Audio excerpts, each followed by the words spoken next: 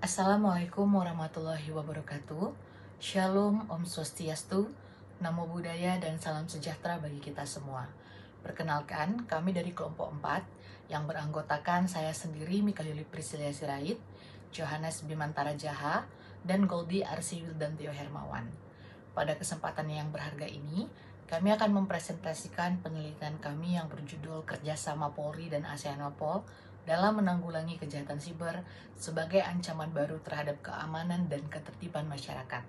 Harapan kami, semoga paparan ini dapat memberikan manfaat dan kontribusi khususnya bagi institusi Polri. Kita semua menyaksikan bagaimana perkembangan teknologi digital telah mengubah hampir seluruh aspek kehidupan manusia.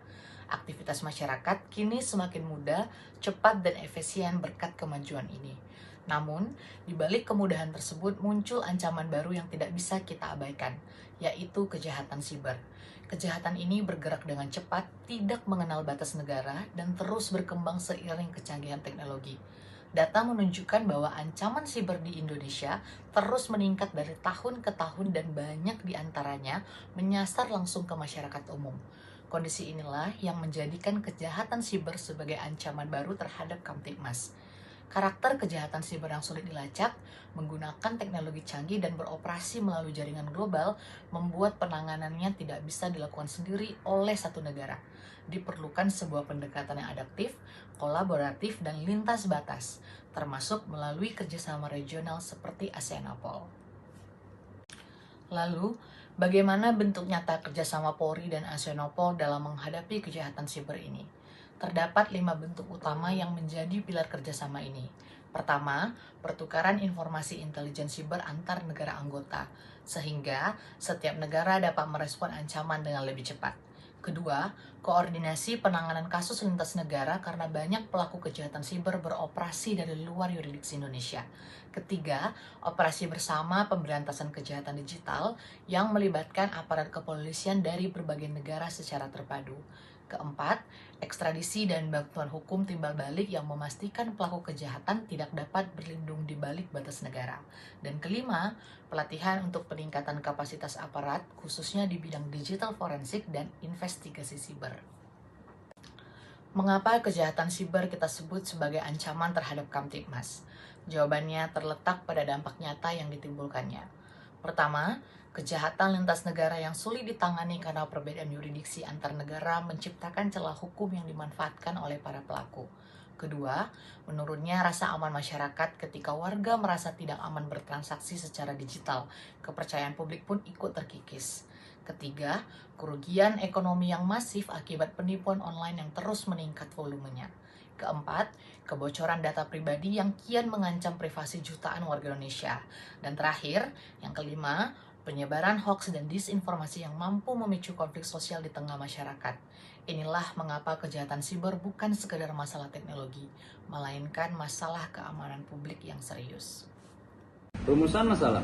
Berdasarkan latar belakang tersebut, penelitian ini dibangun di atas 2 rumusan masalah utama. Yang pertama adalah kejahatan cyber sebagai kejahatan lintas negara menimbulkan kendala dalam penegakan hukum karena adanya perbedaan yurisdiksi dan juga keterbatasan pendekatan yang hanya bersifat nasional. Dan rumusan yang kedua adalah dampak kejahatan cyber yang semakin luas dan nyata berpotensi mengganggu keamanan dan ketertiban masyarakat di Indonesia. Kedua rumusan ini menjadi landasan bagi pertanyaan penelitian yang akan saya paparkan berikutnya. Kemudian memasuki pertanyaan penelitian. Dari rumusan masalah tersebut, penelitian ini merumuskan 2 pertanyaan penelitian.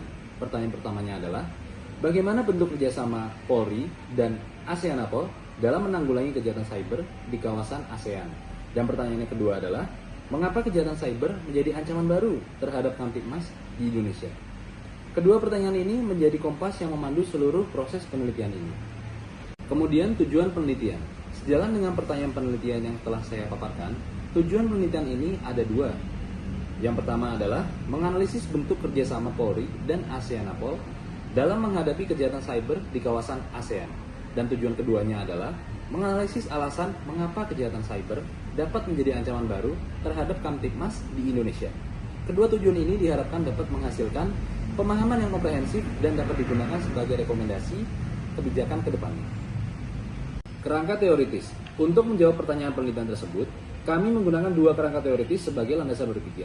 Yang pertama adalah teori kejahatan transnasional. Teori ini memandang bahwa kejahatan cyber sebagai kejahatan yang melampaui batas yurisdiksi suatu negara dengan fokus pada pelaku, jaringan, dan sarana yang beroperasi lintas negara.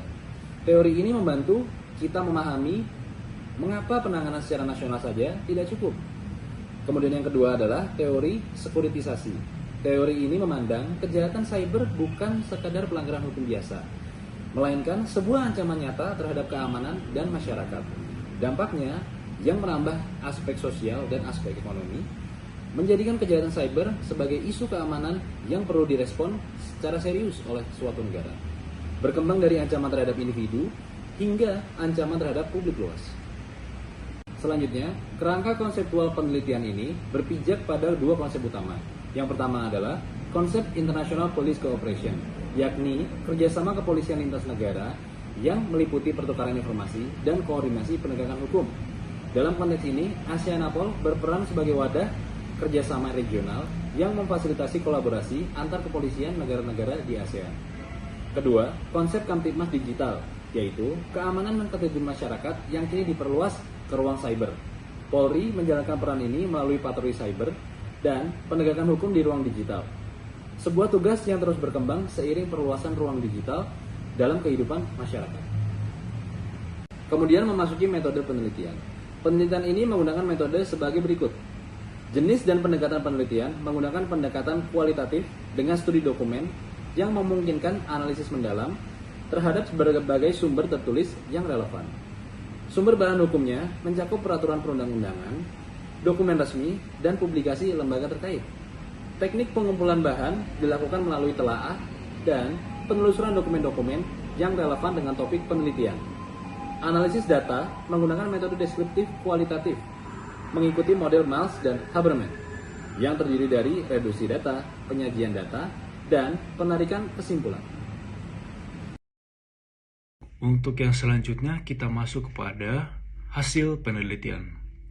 Hasil penelitian menunjukkan bahwa kerjasama Polri dan ASEANAPOL dalam menghadapi kejahatan cyber merupakan kebutuhan strategis yang tidak bisa ditawar, mengingat karakter kejahatan cyber yang bersifat transnasional.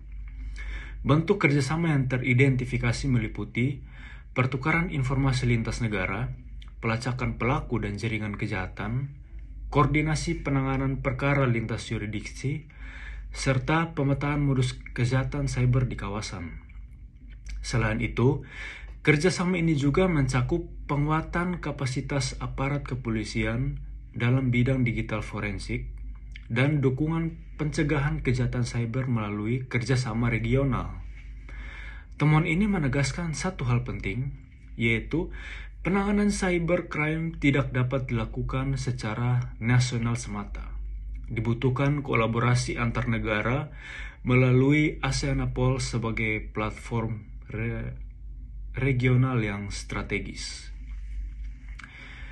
Hasil penelitian juga mengungkapkan bagaimana kejahatan cyber telah benar-benar menjadi ancaman nyata bagi Kamtibmas Indonesia. Dampaknya tidak berhenti di ruang digital semata, melainkan telah merembes ke dalam kehidupan sosial masyarakat secara luas.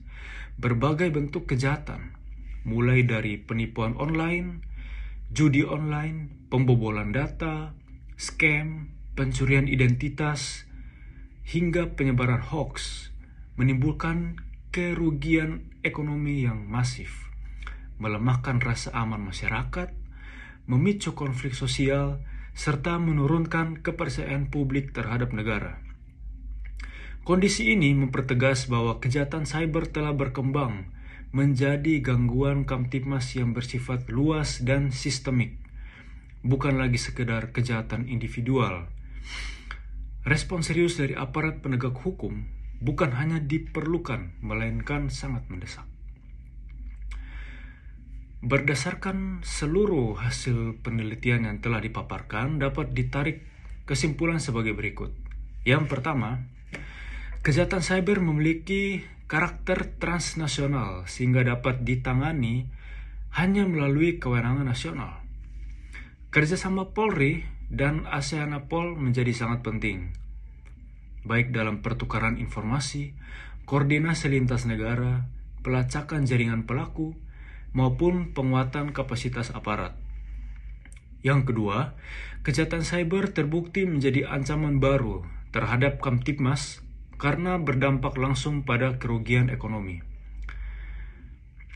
keamanan data, rasa aman masyarakat, dan stabilitas sosial. Oleh karena itu, penanganan kejahatan cyber perlu dilakukan secara kolaboratif, cepat, dan terintegrasi di tingkat regional maupun nasional. Saran yang dapat kami berikan yaitu yang pertama, Polri dapat memperkuat kerjasama operasional dengan ASEANAPOL, terutama dalam pertukaran data real-time, pelacakan pelaku lintas negara, dan pemetaan modus kejahatan cyber secara berkelanjutan.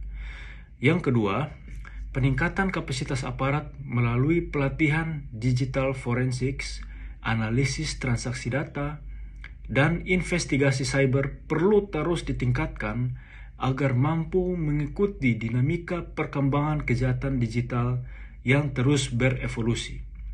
Yang ketiga, strategi pemeliharaan Kamtibmas harus diperluas ke ruang digital. Ini mencakup patroli cyber yang aktif, edukasi literasi digital kepada masyarakat, serta penguatan koordinasi dengan BSSN, Komdigi, kemudian PPATK, perbankan, dan platform digital untuk menciptakan ekosistem keamanan cyber yang lebih efektif dan terpadu. Penelitian ini disusun dengan merujuk pada berbagai sumber ilmiah yang valid dan terpercaya, melalui buku-buku akademik dari penulis seperti Bowling dan Septiki, Buzan, Creswell, Devlin, serta Miles dan Huberman. Selain itu, penelitian ini juga merujuk pada jurnal-jurnal ilmiah terkini yang relevan dengan topik kejahatan cyber dan kerjasama kepolisian internasional. Daftar lengkap referensi dapat dilihat pada slide yang tampil di layar. Baik, demikian presentasi penelitian yang dapat kami sampaikan. Kami berharap penelitian ini dapat memberikan kontribusi nyata baik bagi pengembangan ilmu pengetahuan di bidang hukum dan keamanan publik maupun sebagai bahan pertimbangan bagi para pengambil kebijakan dalam menghadapi tantangan kejahatan cyber yang semakin kompleks. Atas perhatian, waktu, dan kesempatan yang telah diberikan, kami mengucapkan terima kasih yang sebesar-besarnya. Mohon maaf apabila ada kekurangan dalam penyampaian ini. Wassalamualaikum warahmatullahi wabarakatuh.